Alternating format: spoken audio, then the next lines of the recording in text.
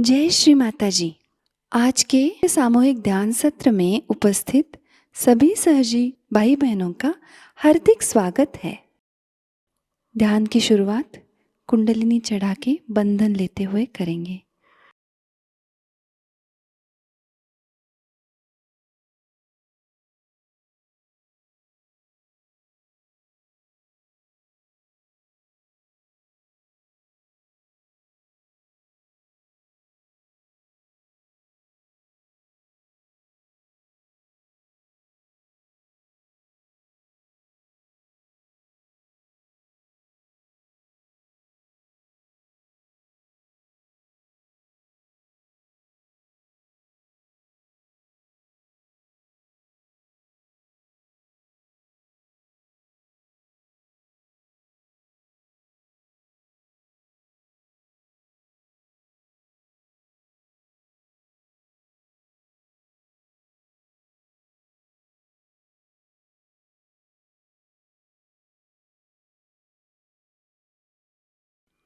तीन महामंत्र और श्री गणेश मंत्र।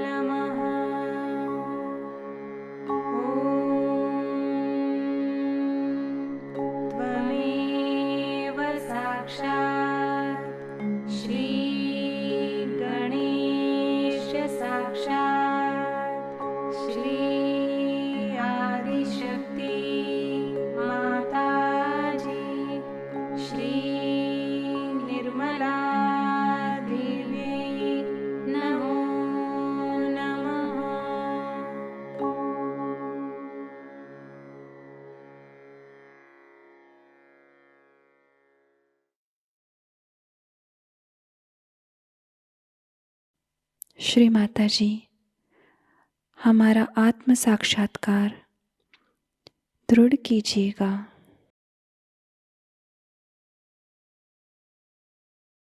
पूरा चित्त हमारे सहस्त्रार में ही रखेंगे।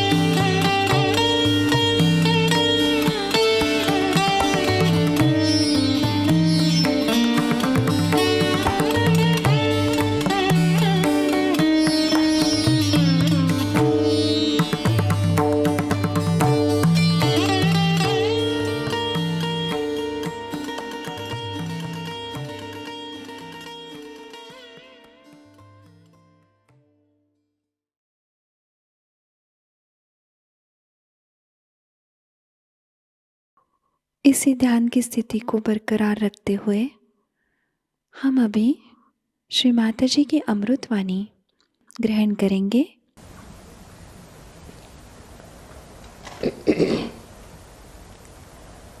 Today we are celebrating a great event of the resurrection of Christ. On the same pattern is your resurrection. That you have risen to the new life of divine love.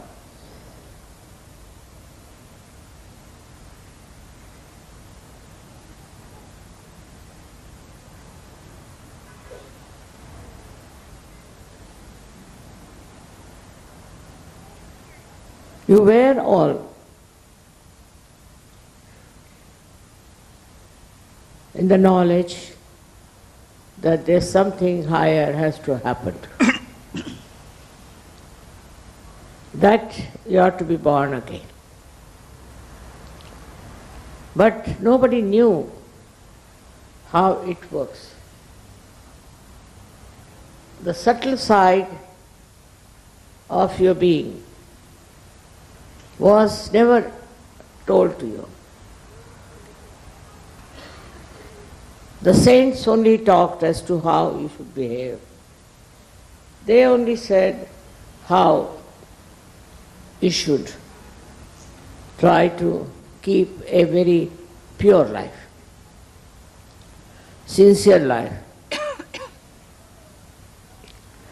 But they didn't tell you how it will work out. Of course, people knew in India about it. Very few of them, very few of them. But now it's a worldwide knowledge through you people.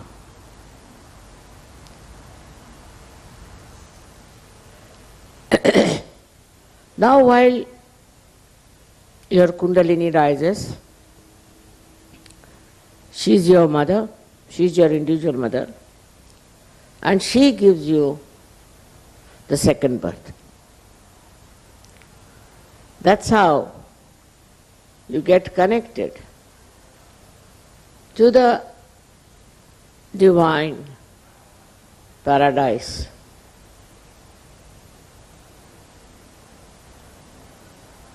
All this, if it is told without realization, has no meaning. But people are given great ideas about it, and also were promised that one day your resurrection will come.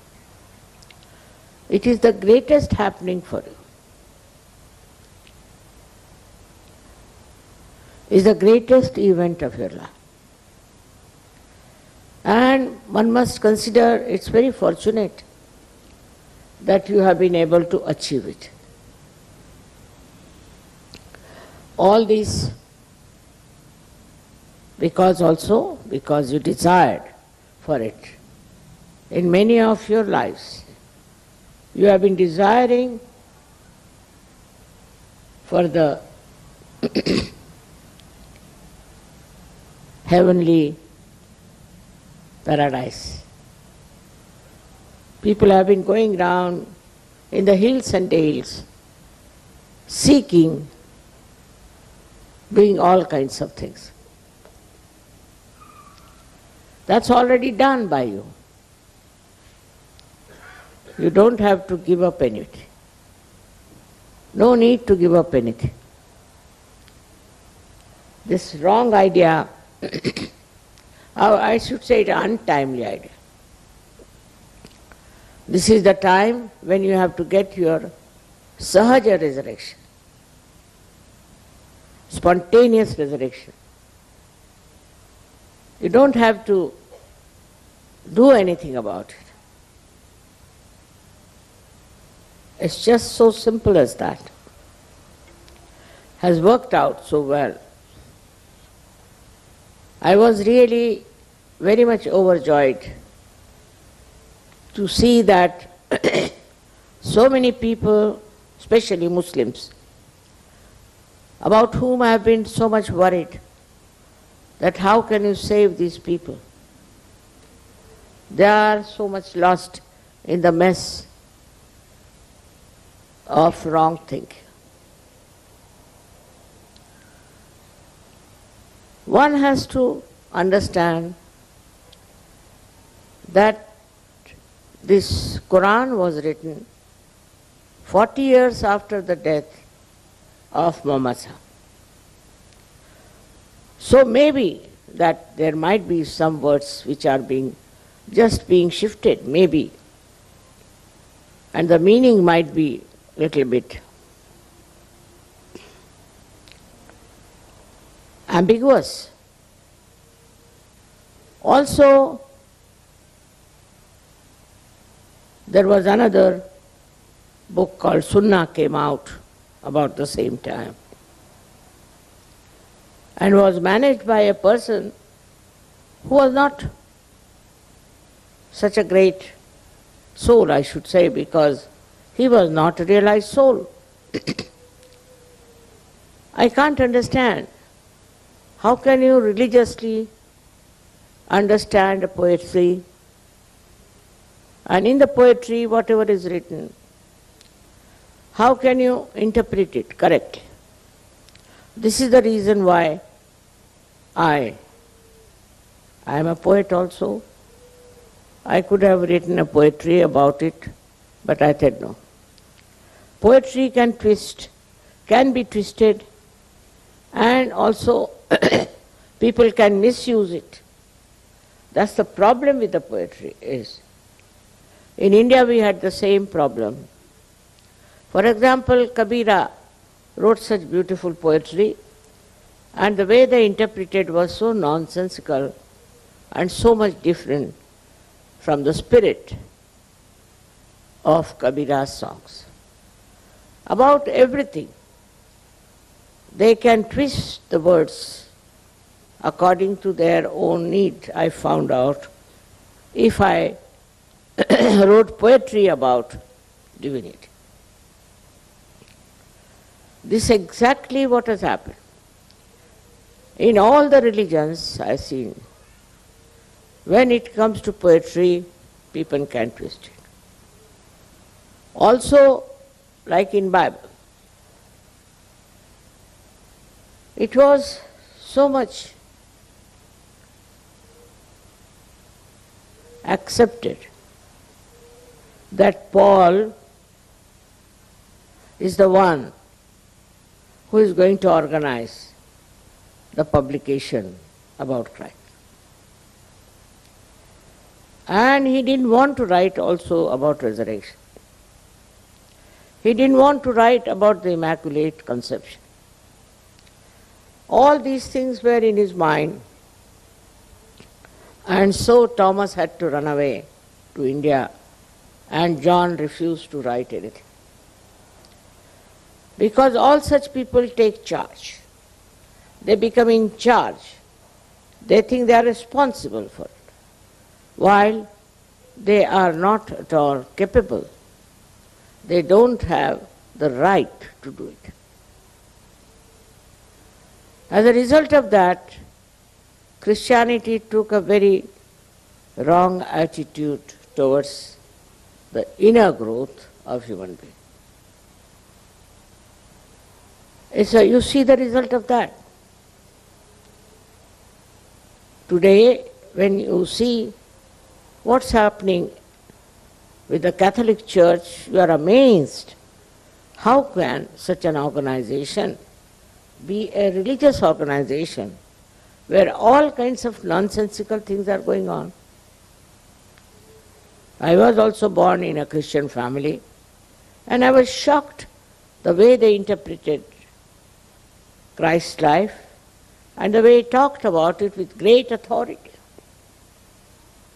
Books and books were written. They give big, big sermons. I thought there's no truth in it what they're talking. Even my father felt the same way. Because all these books came much after the authors of these books. Secondly, those who tried to write it were not authorized to do that. They were not spiritual people. They all wanted to have power. They wanted to have power in religion.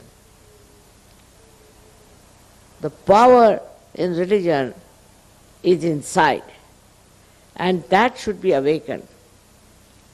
I must say, thanks to the Sufis of this country and other countries, that people still think that there is something beyond all these words and talks and books. This is something, such a blessing that we have, that in every country we had someone who talked about reality, about the truth. Though they were condemned, they were tortured, and so many of them were killed. This is happening even today. I find that people don't want to listen to reality, to the truth.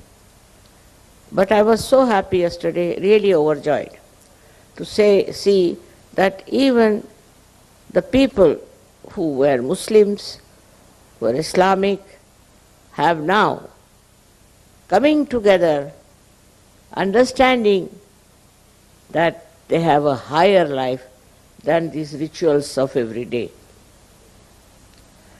All this ritualistic life that they have led, the way the way they have worked so hard.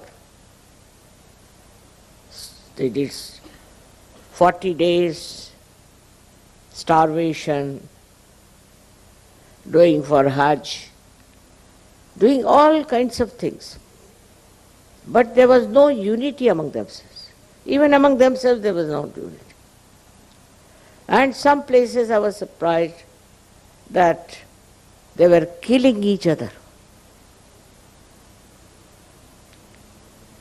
How can that be? Because these so-called practices did not make them collective. They were not collective.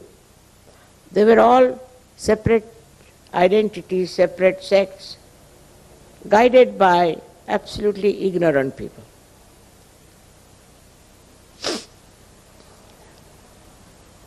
So, we have to really celebrate the unity of these people, the collective nature of these people who were lost to the truth. They had no idea as to what truth is. But still, a seeker can never find consolation with whatever exists. He's seeking. He's seeking and seeking till he finds the truth. But also there are many seekers who lose their way. In seeking they get lost. It's very difficult to convince them that you have lost your way. But they should see from their own lives. They should see from their own attainment. What have they achieved? Have they got any experience?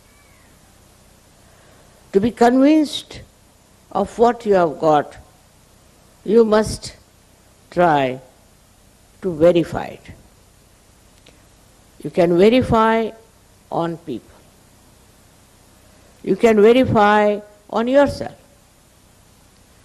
Whatever you are, you know on your fingertips, as they say. Now, it's said in the Quran that at the time of your Qiyamah, means resurrection time, there are two things, Qayamat and Qiyamah, two things. Also many people don't understand the difference. One is when the resurrection time comes, and the another is when your destruction comes. For the resurrection of human beings is the Qiyamah, in which is said that your hands should speak, that you should feel the vibrations on your fingertips.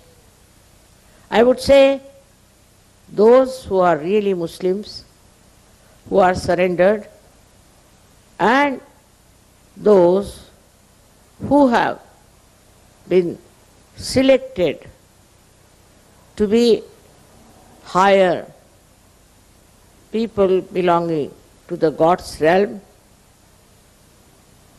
must have hands that can speak. Otherwise, they are not Muslims. I would not call them Muslims. They may be human beings, but not Muslims. So it's compulsory that for every Muslim, he thinks he is a Muslim, he should have vibrations in his hand. He should feel the vibrations. His hands must speak at the time of resurrection, which is the Qiyamah. Qiyamah, not Qayamat. These two words are confused in the minds of the people. So those people who can verify about their achievements themselves through their vibrations on their hands, and also about others through their fingertips, are the Muslims, according to Quran. But nobody has told them this. They don't know. To them it's all right if you go to Mecca and come back from there, you become a Haji, finished. There's another question one should ask, which is very important, that why Muhammad Sahib was so much against stone worshipping. Clearly, why did he ask people to go around that black square stone? What was the purpose of that? Why was that stone so important? If you ask this question to any so-called Muslim, he'll say that was the order. But you can ask the question, after all, why? That's also just a stone. So why did Muhammad Sahib ask that you should go around that stone? So many statues were there made of stone. And people started worshipping all kinds of statues, as they do in India also. But this stone was a Swambhu. And is mentioned in the Indian scriptures that there is Makkeshwar Shiva. We have Shivas everywhere in India. There are 12 Jyotirlingas. Now if I tell you, you need not believe me, but you can go and verify on your vibrations if it is a Shiva or not. Same with this black stone. So Muhammad Sahib found out that this is a Makkeshwar Shiva, and so the people have to go round to achieve Shiva's blessings. But it became a ritual. The whole thing became like a ritual, and nobody could go further from that ritual. Same thing with the Christianity. I mean, today is the day they are talking so big about repentance and about feeling guilty about what they have done. But why did they do it? They are supposed to be in charge of goodness, of virtues. So why did they do it? Why did they do wrong things? And now asking forgiveness from God. Because they were not realized souls. They were not Sahajogis. If the Sahajogis try to do something wrong, then they know that they are doing wrong on their fingertips, or we can ask them to get out of Sahaja. But that seems to be the worst punishment for Sahajogis. If I tell them to get out of Sahaja, they don't like it. Why? Because they feel we are separated from reality. All the blessings of the reality are lost to them. They think that.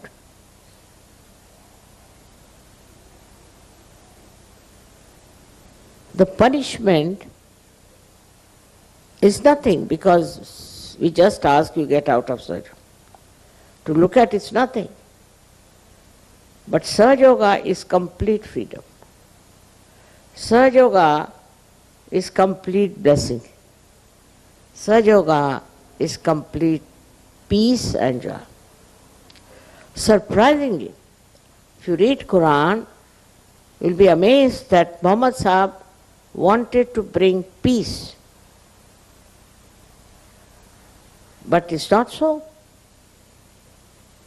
I met one man from Kashmir. He said that where is the peace? They are all fighting, we want peace. But surprisingly he said, in India we find there's peace. But this Kashmir is a mad place where everybody is all the time challenged and everything attacked under the name of Islam itself. So I said, it's not Islam. Islam means surrender. And he said, if you surrender, they'll kill you. We have no protection. It's very surprising, very, very surprising how now the Muslims themselves are realizing that this cannot be divine life. This cannot be divine life. Because in divine life, people are just the same with each other. You see, we had Sufis all over the world. I've read them. I've read the Sufis of Turkey and also other places. Even in India we had Sufis, though they don't call themselves Sufis so much. Sufi means, I don't know, whatever you may think it, but according to Indian understanding, Sufi means saf, and saf means clean, means pure. Those who are pure people are Sufis. In the purity, they see nothing but divine grace, divine love, divine peace. They talked of peace only. They could not talk of war. Anybody who talks of war cannot be a person who has got any right to do that. War is absolutely like madness.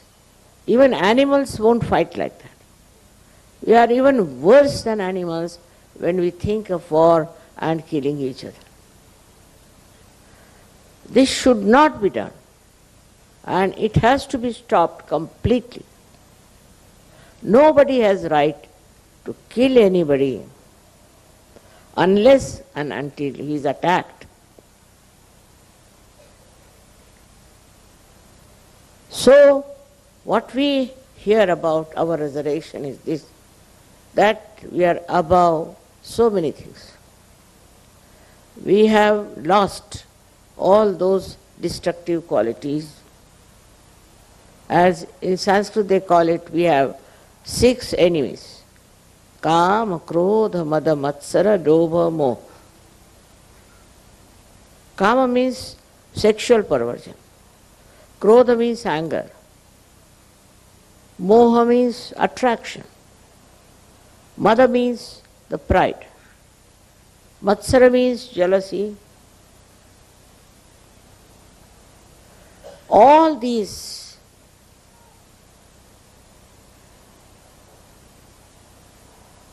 six things, sixth one is the greed. All these 6 things that we had in our mind, out of our ignorance, out of our upbringing, out of our reading, whatever it is, whatever we had developed, we were having, just drops out. When the Kundalini rises and you become one with the divine, then you are on sound grounds. You realize that you have found the truth, and you no more can enjoy all these destructive habits. They just drop out. So you go into a new realm of divine construction within you. This is the real resurrection of human being. Now, you know that certain subtle things still remain despite the fact that people try to destroy the books, to spoil the meaning of things. Despite that, subtle things remain there. For example, we offer eggs during Easter. What's the meaning of offering eggs? Why should we offer an egg? First of all, we offer egg because the egg can go into a transformation. It can become a small chick. It can be born again. It's the egg has a capacity to be born again. So when you get this egg as a symbol of Easter, it means you can become a different person, a reformed person, and a great spiritual person. You can become. It means that. Why do we give eggs? People don't know. I asked so many people. I asked even some priests who think they are great authorities of Christianity. They didn't know why they give eggs. Secondly, if you read the story about the birth of Sri Ganesh, and then you proceed on, you'll be surprised is written down that it was called as Brahmand, means the egg of the Brahma. That came into existence, and half of it became the Mahavishnu, means the Christ, and half of it remained as Sri Ganesh. And then it is said that then when Mahavishnu came out, he started crying for his father. Just think of it. He was asking for his father. Now if you see Christ, he always uses these two fingers. No other incarnation has used these two fingers.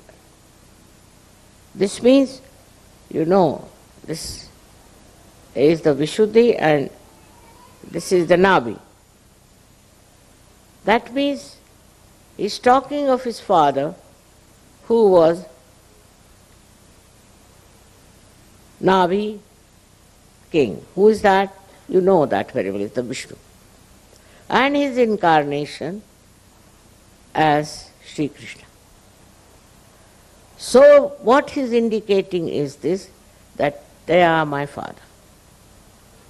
How clearly he does that?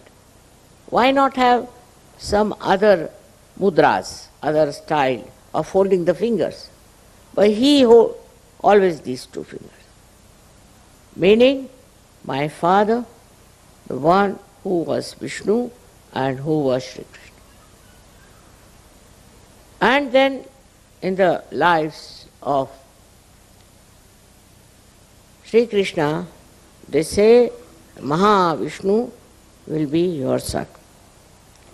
All these things are not put together, as I am telling you, separately.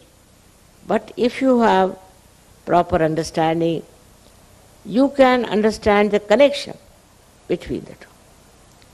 That Christ was the son of Sri Vishnu and Sri Krishna. And that was blessed, that you will be the support of the whole universe. The support, the Aadhar of the whole universe. He said it clearly. It is said so.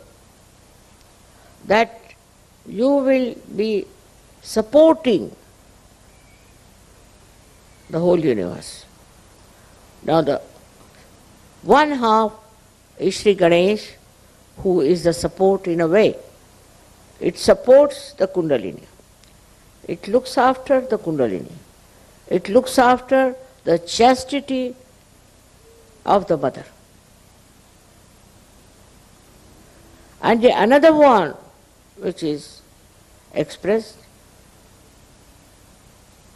is Jesus Christ, who is the support of the whole universe. So naturally, it has to be the moral basis, as he is a part and parcel of Sri Ganesha. It's the moral basis of human being. On the moral basis only will be supported. Not all other nonsense that they have, but a moral basis, and which is missing in the lives of Christianity. Everything is allowed. Very surprising. You can do whatever you like, as long as you don't take a divorce in the Catholic Church. And also in the other church, which we can call non-Catholic churches, there are many. Even if you are married,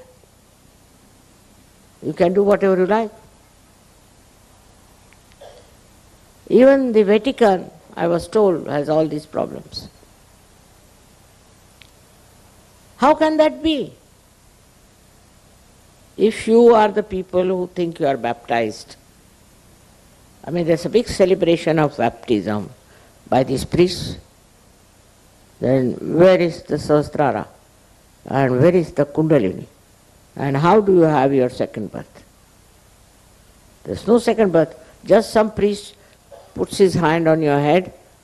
Actually, it makes a problem for realized souls to put hand of the priests who are not realized souls. And that creates a problem for children. I've seen many children, they start crying loudly when they are being blessed by these priests. Because they are realized souls and the priests are not. It's very interesting.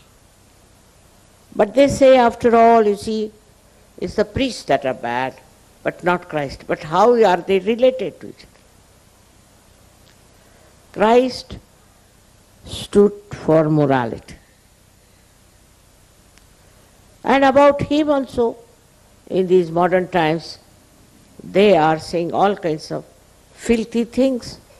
They cannot understand a character which is moral. To this extent, we have gone. Morality is out of question. You do whatever you like, as long as you go to church and confess, you are all right. These are the absurdities of modern religions. Every religion has problems. And the worst I feel when you have the support of the world as your leader. How can you allow people to have such an immoral life? Immorality, how can you tolerate when you follow the example of Christ? Out of question. He is the embodiment of morality. He is Sri Ganesh. And how can you allow people to come to churches, to the temples, and allow them to have immoral life? What is the atonement for such people? The basis of Christ's life, the whole being of Christ, is morality. To establish purity. Now, it was Sri Ganesha who was created first by the Adishakti because she wanted purity around. She wanted human beings to enjoy their purity and their personality, which was emitting light to others. If there is impurity, say, for example, on a glass, and if you use that glass on top of the light, how can the light pass out? The impure life cannot give light to others and cannot show your inner light also. Both things are absolutely true about impurities. But people say that we have to accept, because if you have to have more people for your religion, you should accept many things. And one of them is impurity. And just think of it. Now at the Agya, where Christ resides, if your eyes are impure, full of lust and greed, then you are against Christ. You are an antichrist.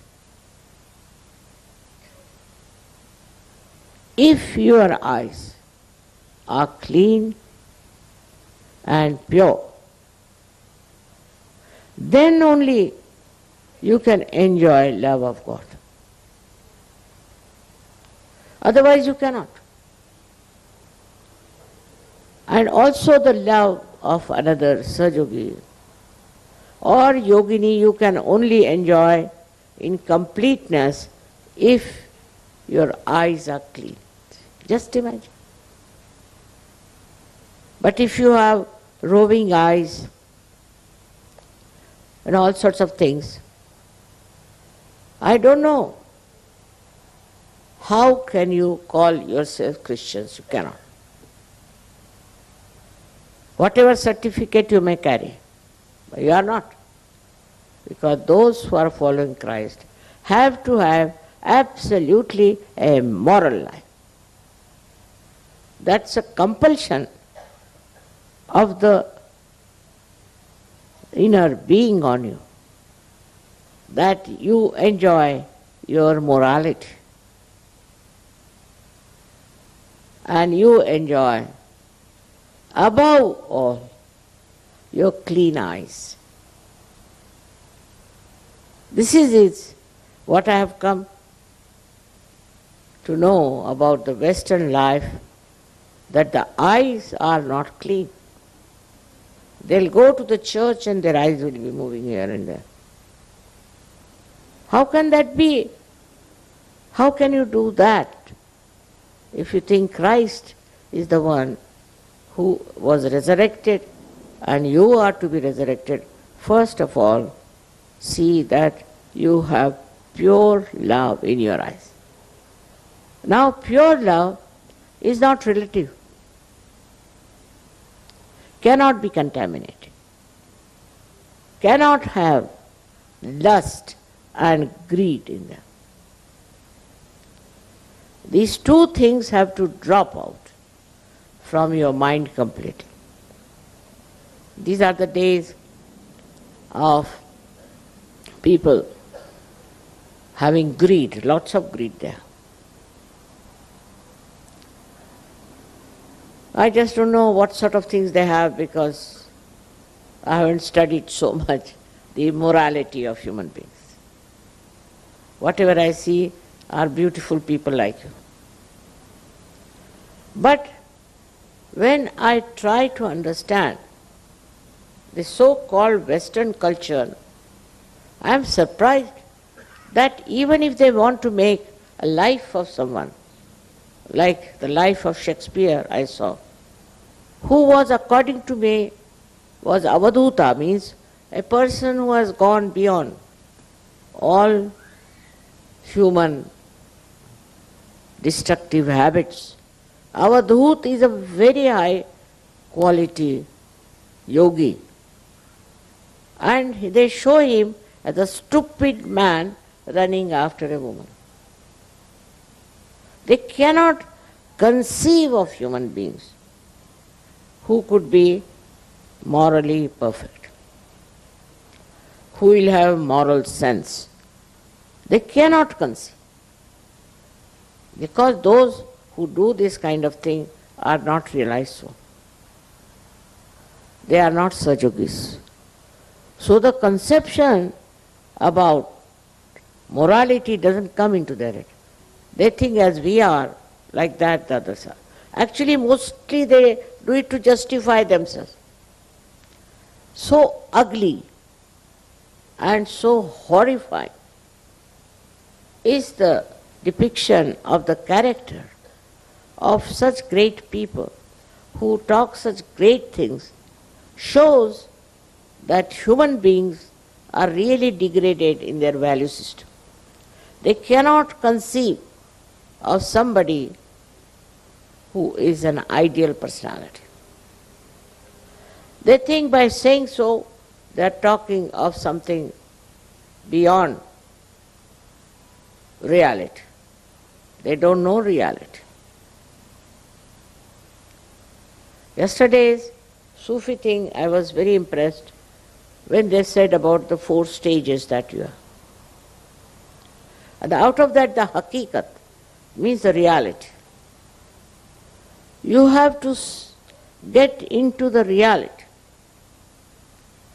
Reality is what? Is not a perception. It's not seeing something, but it's being something. If you start seeing, you might see something white, red, yellow. Well, you are not that. When you are the reality, then you emit reality. You see reality. You enjoy reality. You live in reality. This is real life. And you don't indulge into something which is unreal, imaginary, or below dignity. No, you don't do. You are the reality. It's the hakikat. As they say, you are the reality and you are emitting reality in your behavior, in your talks, in your lives, in everywhere. All this brings forth the greatest force of spirituality.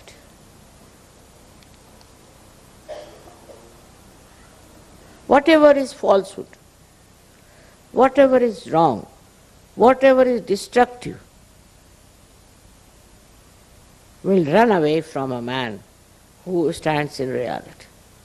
It is automatic. It is absolutely part and parcel of the same personality who is supposed to be a realized soul. So, your resurrection has taken place, no doubt. All right. Your hands are speaking, all right. I don't want to give you any command or any kind of a fixed road that you have to follow. Now you are free because you have the light. When you have the light, why should I tell you which way to go? You know yourself that you have the light, so you follow yourself. In a way, that is an enlightened path with your own light. Somebody has to tell you that don't do this, don't do nothing of that. You what? Just do it. As something wrong you will not do. If you are doing it, then know that you have to still rise above all this. You are the Nabis that are described in the Quran.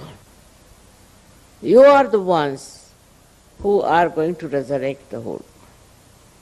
You are the ones who are going to help the downtrodden people into the filth of immorality.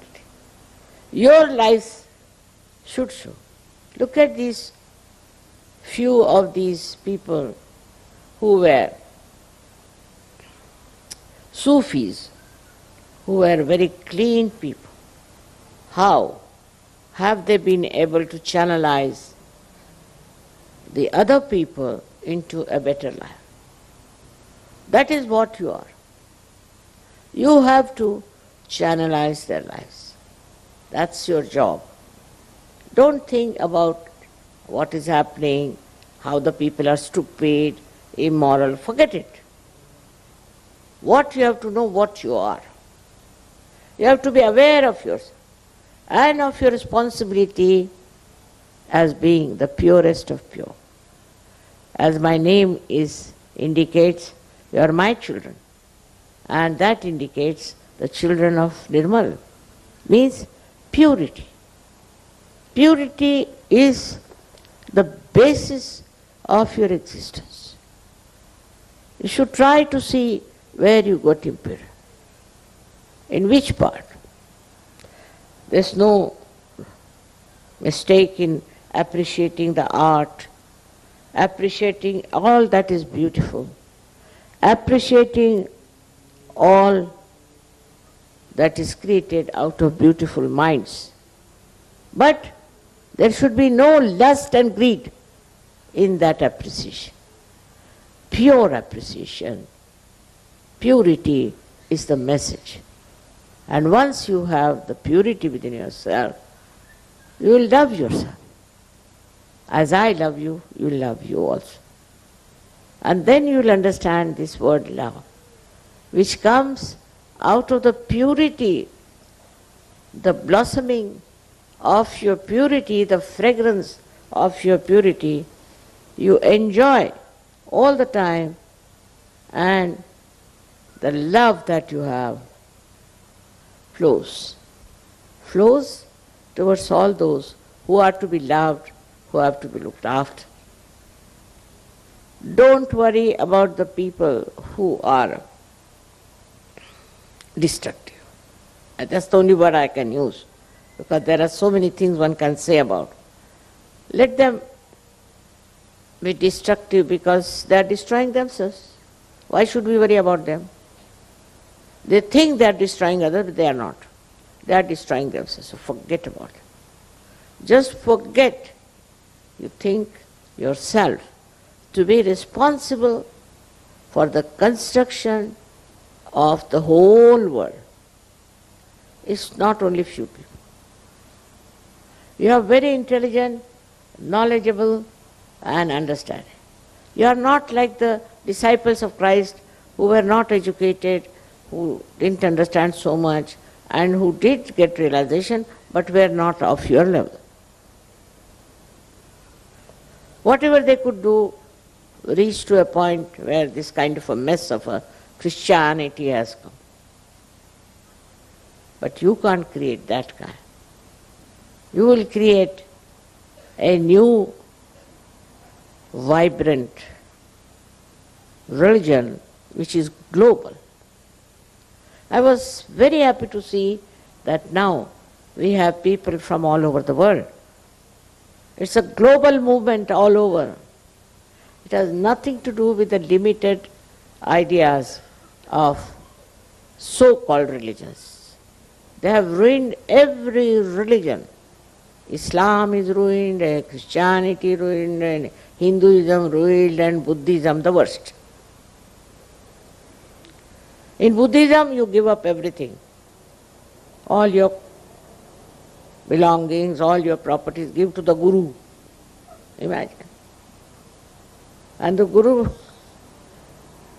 is so greedy, horrible fellow. How can he give resurrection? Himself is a greedy fellow,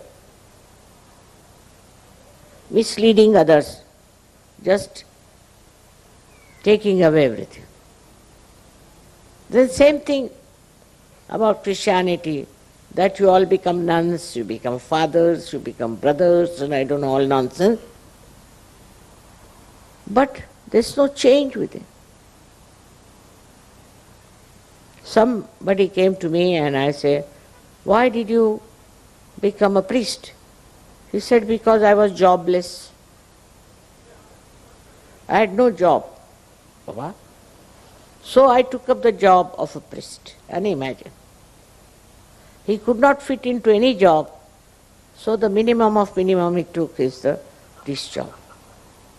Then what did you do? They told me what I have to preach. And first I had to practice and remember it by heart. And then I don't know. I started talking this, talking that. I said, he must be a big possessed man. He had no mind of his own. He didn't know what he was talking. He would take out one sentence from Bible and go on talking, boring everybody. And I was surprised that within 15 minutes, people wanted to get out of the church. As soon as the sermon was over, they would run out and breathe. Thank God. Is that what religion gives you? Is that what should happen to you? No, it's not that.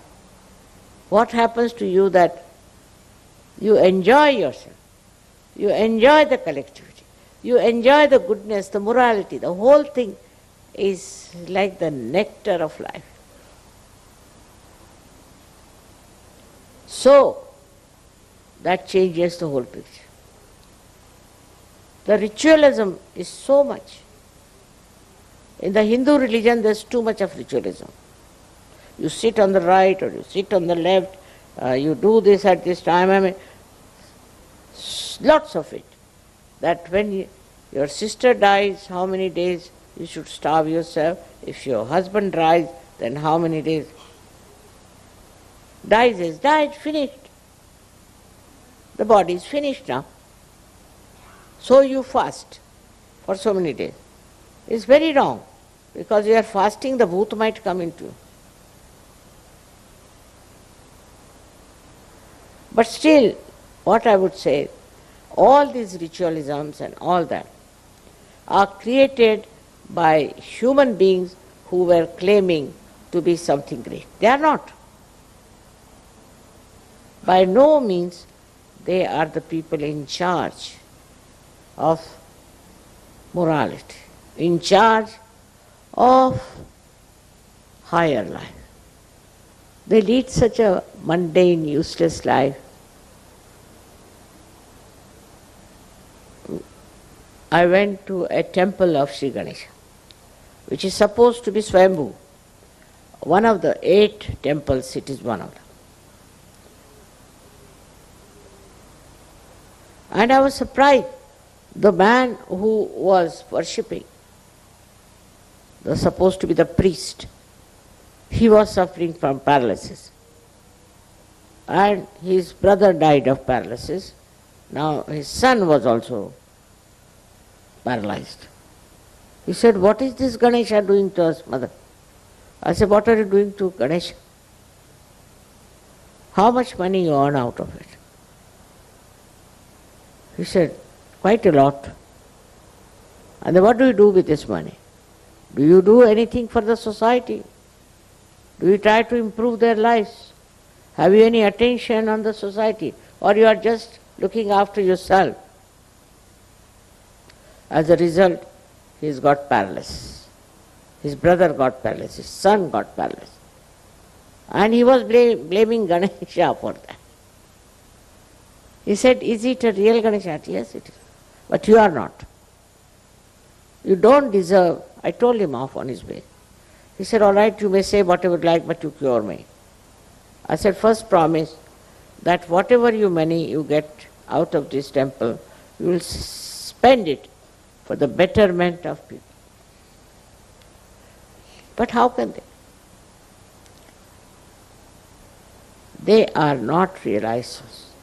Such a lot of priests I see walking about with all these funny dresses and what? These are like dead bodies walking around with all kinds of bad vibrations. So I can't understand. And the other people are very simple. They say, "Oh my goodness, see now he's a priest, so they must respect." But they don't see, they do not ascertain what is the spiritual value of that person who calls himself as the priest. That is your job. You don't have to fight with them. You don't have to denounce them. You don't have to describe them. No need. But understand that you are different. You have the right. You are the authority. And so, with that authority and confidence, you have to go about and save people. You are realized souls. You got your resurrection. You are yogis, I agree. But what is your job? Why? Why this has happened? Why this light has come into you is to take the blind in your hands and take them towards the light. This is what is your resurrection for.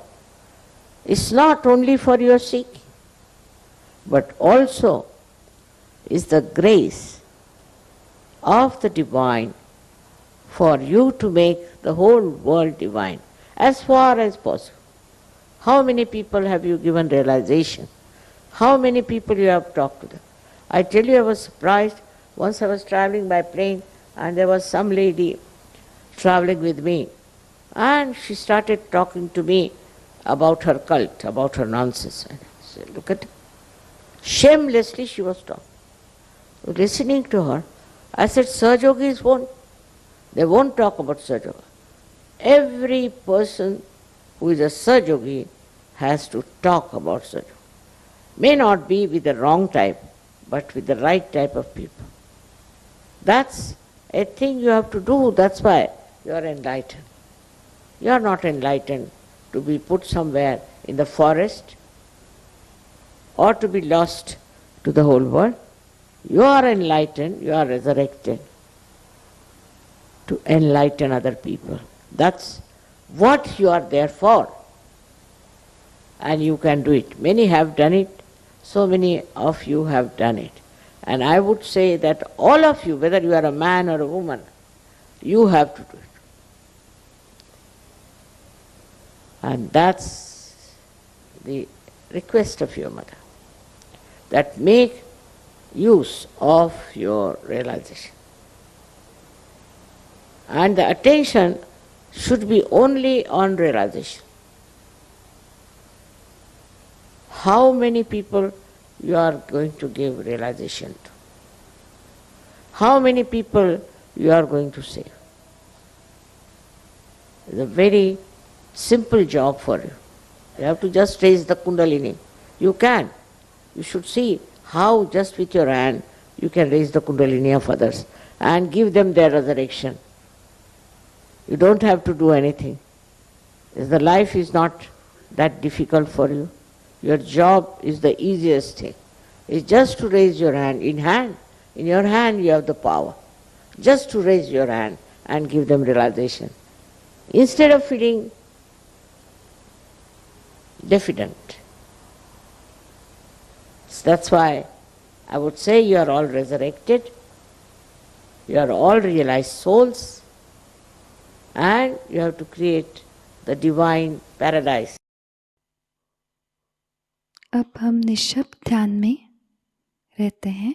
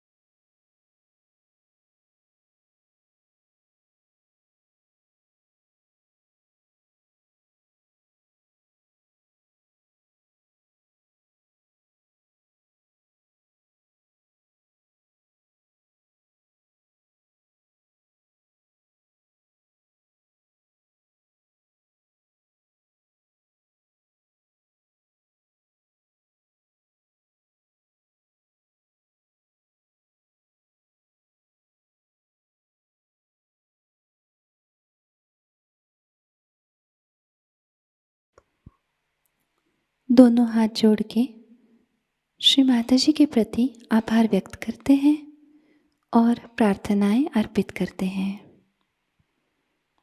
परम पूज्य श्री माताजी, आज का सामूहिक ध्यान हम आपके श्री चरणों में समर्पित करते हैं।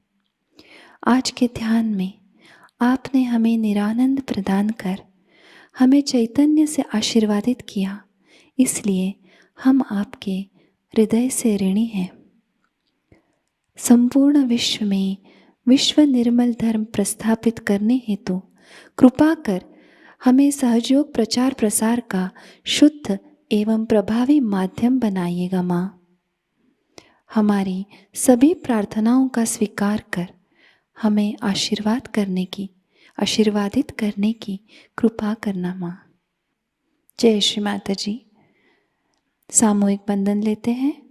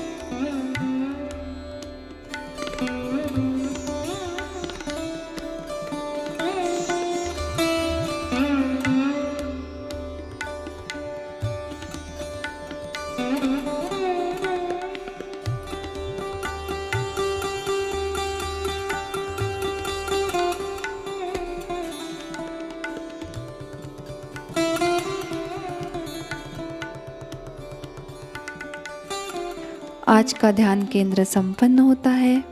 जय श्री माताजी।